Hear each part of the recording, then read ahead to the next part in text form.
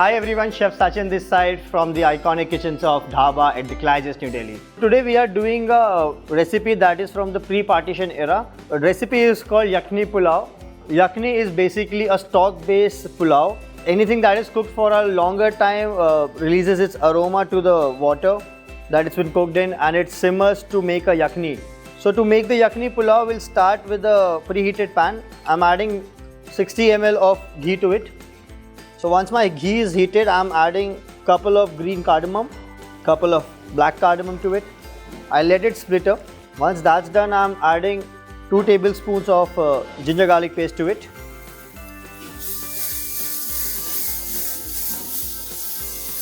Followed by marinated mutton that I've already marinated with some salt, pepper, white pepper we use, ginger garlic paste and yogurt. So we have taken 250 grams of mutton here. So we'll let it sizzle for a while now.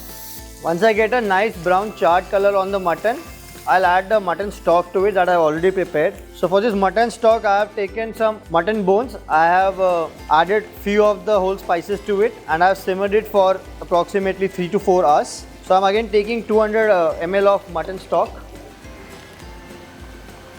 Once my mutton has started simmering, I'll add 15 grams of coriander powder to it, 10 to 12 grams of Garam Masala in it.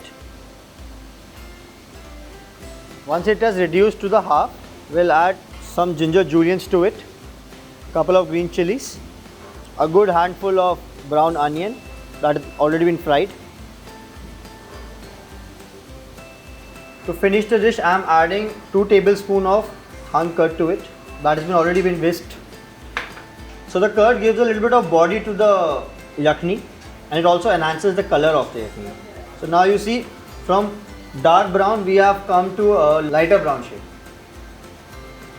So we have cooked some rice with khada masalas. So now we'll start layering the biryani. So I've taken this rice that I've boiled it with a little bit of garam masalas, khade masale. Now I'm starting to layer the yakhni. So I'll add the second layer of rice now. To finish it off, I am adding brown onion, some mint leaves, some ginger juliennes, and 2 teaspoons of desi ghee. So the yakhni needs to go on the dum now. So for that I am using atta. So now we'll cook it on dum for another 15 to 20 minutes. I'll make sure the flame is low now. So it's been now 20 minutes, so our Yakhni Pulao is ready.